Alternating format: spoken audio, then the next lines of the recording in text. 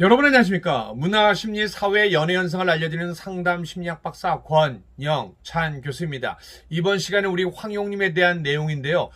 제가 전에 말씀드린 것처럼 안진용 기자의 엔터톡에 나온 내용을 재조명해 봤습니다. 우리 안진용 기자에 의하면요. 지난 3월 10일 기사에서 조회수 따먹기 급급함 따옴표 저널리즘, 즉 우리 이진우 유튜버가 뭐뭇을 주장했다라고 해서 기사가 나왔습니다. 근데 이게 왜 중요하냐면요. 이진우 유튜버가 사실상 유튜버에 대해서 주장하는 내용은요. 바깥으로 나가지 않는다라면요. 말 그대로 죽은 내용입니다. 온라인 게임 안에서만 존재하듯이 유튜브 안에서만 존재하는데요. 중요한 건 이 내용이 오프라인 속에서 기사를 통해서 바깥으로 나왔다는 겁니다. 즉 기자들이 이 역할을 충분히 해놨는데요. 무슨 얘기냐? 이진우 유튜버가 주장한 내용을 이진우 유튜버가 주장했다. 이 내용은요. 자신이 법적인 권한을 이렇게 기사를 쓰면요. 우리 기자들이 나중에 법적인 내용으로부터 피해갈 수 있습니다. 소속사나 황영웅 씨 또 다른 누구가 고발을 했을 적에 피해갈 수 있다는 건데요. 제일 중요한 건 이러한 저널리즘의 문제점을 콕 집었습니다. 그러니까 이진우 유튜버가 유튜버 내에서 어떠한 내용을 주장하고 주작 영상을 만들더라도 이게 바깥 세상으로 나오지 않는다면 생명력을 잃은 겁니다. 그런데 아마 지인이나 누군가를 통해서 이 기사가 먼저 나가겠죠. 그리고 이진우 유튜버가 주장했다. 그 내용에 대해서 꼭꼭꼭 집어보도록 하겠습니다. 이 피해는 고스란히 황용 씨와 황용 씨의 팬들이 입었습니다. 최근 MBN 트로트 예능 불타는 트롯맨의 출연자인 황용을 둘러싼 논란으로 대한민국이 들썩였습니다. 그 시작은 한 유튜브 채널이었죠. 바로 이진우 유튜버입니다. 황영웅의 단정한 수트 속에 감춰진 문신이 드러난 사진과 함께 그에게 폭력 전과가 있다는 폭로했는데요. 논란은 삽시간에 번졌고 유력한 우승 후보였던 그는 결국 자진하차했습니다. 여기서 중요한 거, 일반적으로 약식 기소 벌금 50만 원을 받은 것에 대해서 기자들이 전과자라는 말을 안 씁니다. 근데 이번에는 이진우 유튜버의 말을 그대로 인용했다라는 겁니다. 그리고 또 한 가지 주장은 뭐냐면요. 황영웅 씨가 타투를 했기 때문에 긴 옷을 입었다. 이 내용도 고스란히 기사로 옮겨졌는데요.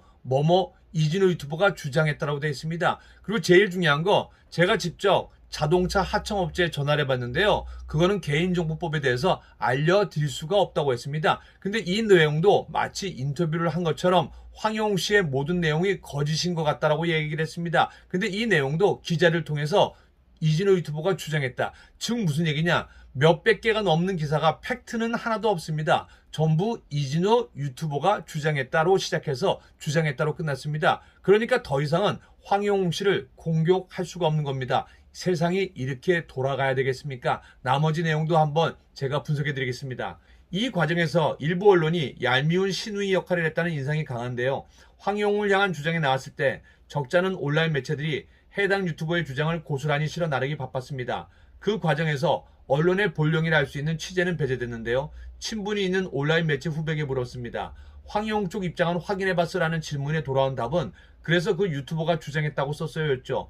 그저 누군가의 발언을 그대로 옮겨 적어 따옴표 안에 가두는 따옴표 저널리즘의 전형이라 할 수 있습니다.